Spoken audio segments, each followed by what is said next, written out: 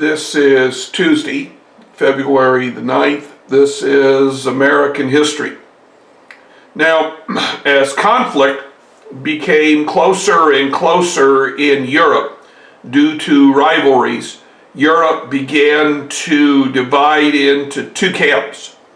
The Germans, the Austro-Hungarians, and the Italians formed an alliance called the Triple Alliance.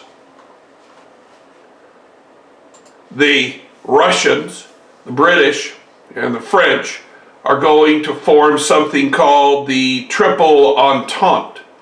Now, both sides agreed that if one country was attacked, the other two would jump into the war.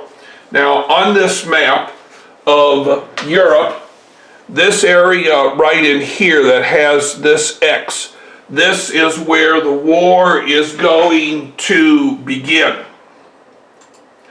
Both sides needed an alliance because both sides had ever-expanding armies and navies. Both sides had gone into Africa and Asia and had garnered a great deal of economic relief, or what we call imperialism.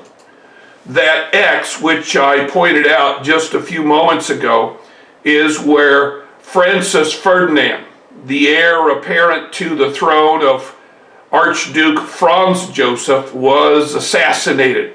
He was assassinated in Serbia in the city of Sarajevo.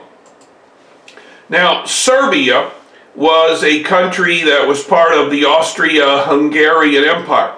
They wanted to be a free and independent country.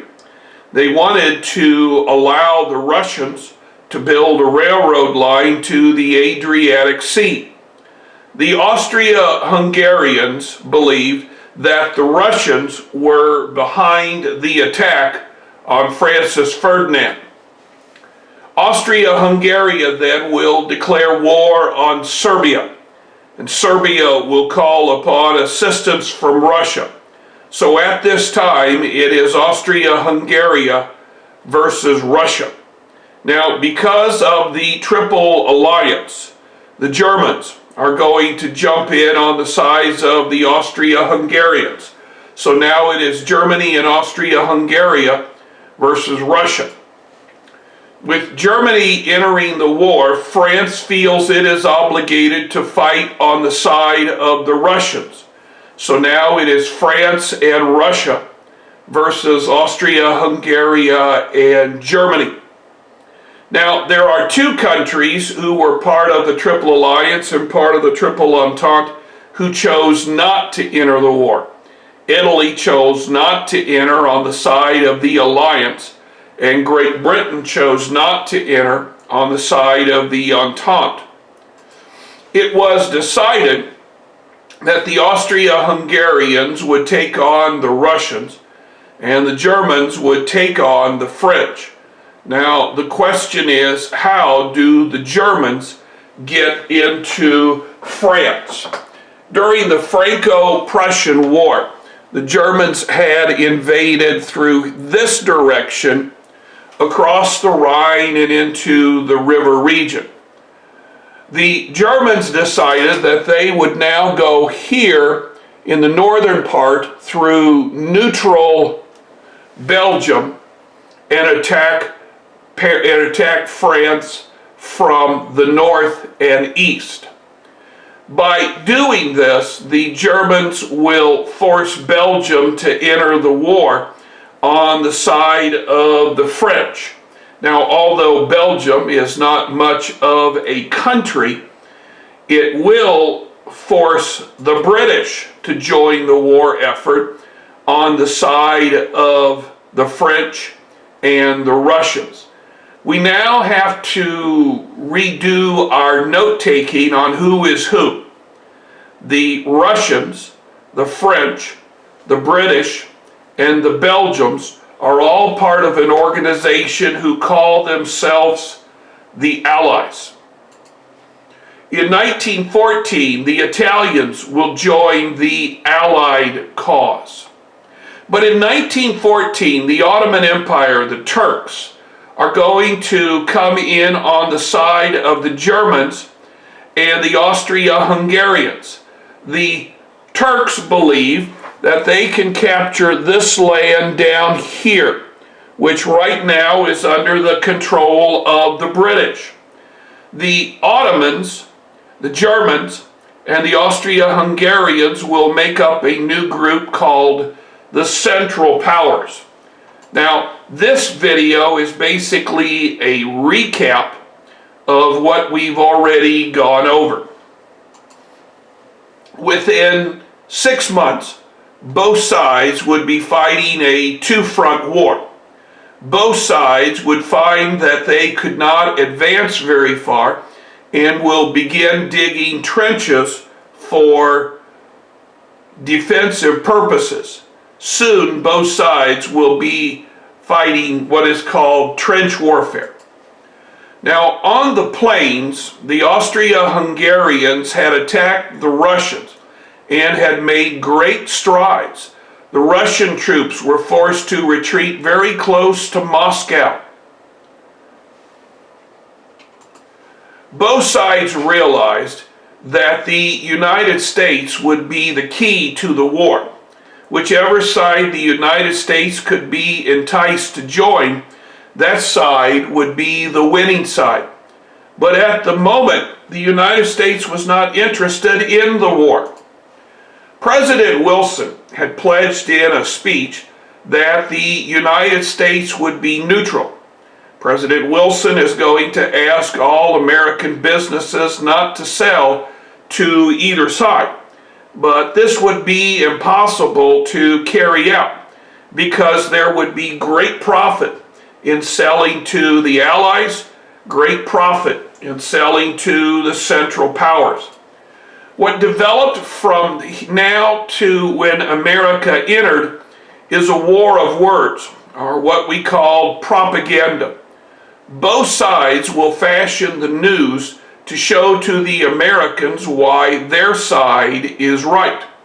Now, the Kaiser said that he believed that the Americans would join the English because the Americans and the English shared a common language. The British Prime Minister said no, that the Americans will probably join the German side because so many Americans' heritage was based on the German heritage. Many Americans still had close relatives that lived in Germany. By 1915, the war in France had deteriorated into a stalemate. Both sides had dug a series of trenches and had tried to destroy the other guy and his trenches. This here is a picture of a British trench that is near the front. Here in this video, a gentleman wants to explain to you trench warfare and exactly how it works. Now, this slide is not in your original packet. Unlike previous wars that had been fought either in Europe or the Americas, World War I is going to be far deadlier. More people are going to die in this war than any other wars. Technology and science had made the art of killing easier for both sides. This video here is going to talk about some of the terrible weapons that were created. The use of gas, the use of submarines, the use of airplanes, the use of machine guns. The Allies and the Central Powers had both lost thousands of men near the city of Verdun. Both sides had lost thousands of men along the Somme River and Marne River. Both the Central Powers and the Allies agreed that to win the war, they would need money, they would need guns, and they would need raw materials. It would be up to the Americans to supply this to both sides. The war then would deteriorate first into a naval war.